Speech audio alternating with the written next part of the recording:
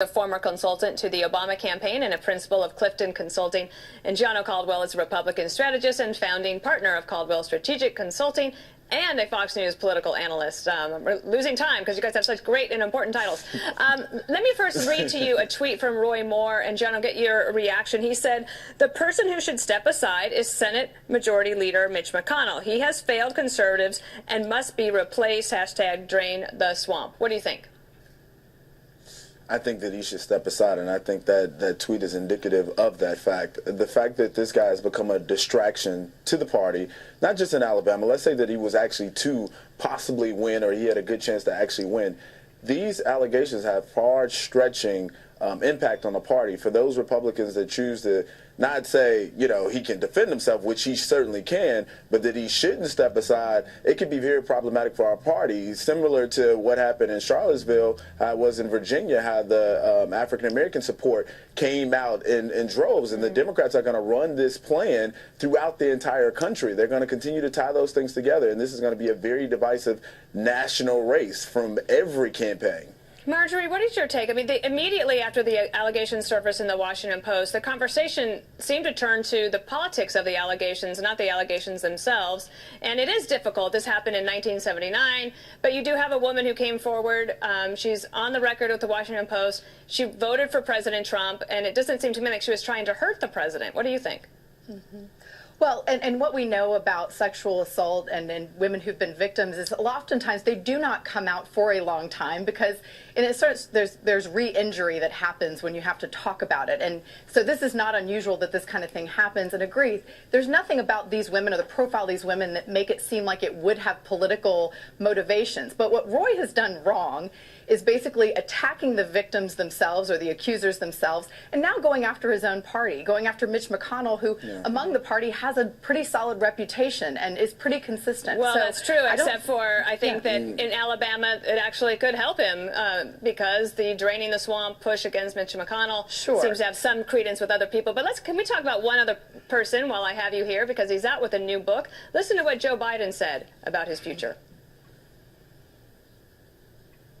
Are you in the race for 2020? Look, I can tell you honestly, if the Lord Almighty came down, sat in the middle of the table and said, "Joe, the nomination is yours, but you have to take it now," I would say no. I, honest to God, haven't made up my mind about that. Right now, I want to focus on the book, and I want to focus on winning the off-year elections. But you're not closing the door on it? No, I'm not closing the door. Look, I've been around too long. I mean, I'm a great respecter of fate, but who knows what the situation is going to be a year and a half from now. So the book he put out, John, is not political, but of course it's irresistible. We have to ask him about politics. What do you think he's really thinking?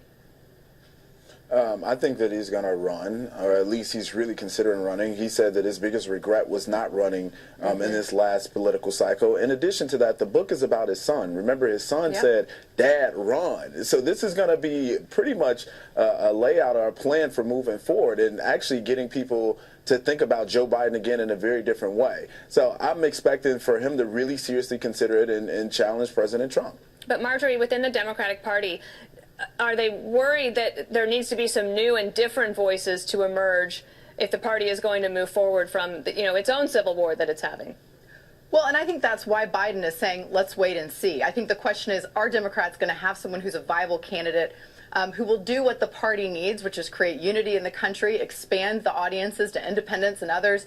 And I think that's why the wait and see. I mean, Joe Biden is kind of like a John McCain or an Orrin Hatch. And these men who have been in politics for a long time, I think came into it at a time that was fundamentally different in terms of this ideology. And I think, are in it wanting to see the country bettered. So I think that's part of the wait and see. Not something he's excited about, but if it must be done, then must be done.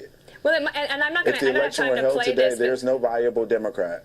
There's no viable Democrat that can beat President Trump. That's true. They're telling me I have some time. Gianno, listen to this, what he said about President Trump and the middle class. I understand the Rust Belt. Donald Trump has no notion what those people are going through.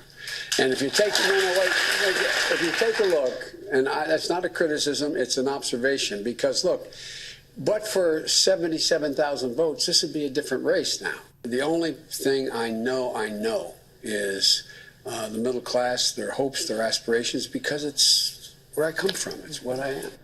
But, Gianno, I have to say, President Trump understood those voters very well, and they understood him, and they provided that Electoral College victory. But, Dana, I would say he reject that narrative from Gianno, you go first, and then we'll get Marjorie. I would have to reject that narrative from Joe Biden. Simply put, just as you laid out there, he was the only candidate of any Democrat or Republican that really understood the forgotten man, if you would, between the coasts, and that's why they came out and supported him. That's why there's folks that hadn't voted for 20 years came out to support Donald Trump, because he understood their issues. And he is still providing, Marjorie, a lot of the that stalwart base of his support. It still comes from many of those people. Well, what I think he understood was a narrative that would resonate with them. That's different than understanding their actual experience, because he hasn't lived their experience. Joe Biden has. Now, the question is, as a candidate, is Joe Biden able to understand that, but also galvanize the energy in that audience in a way that I think is positive? I think what's hard is that Donald Trump has taken that energy and used it in a very negative way, created an anger, created a resistance, whereas can you instead address it from a positive way and talk about what can we do to unite? I guess the question will be answered in 2020, and we'll have you back multiple times before then to talk about it. Marjorie Clifton and Gianno Caldwell, thank you so much. Thank you.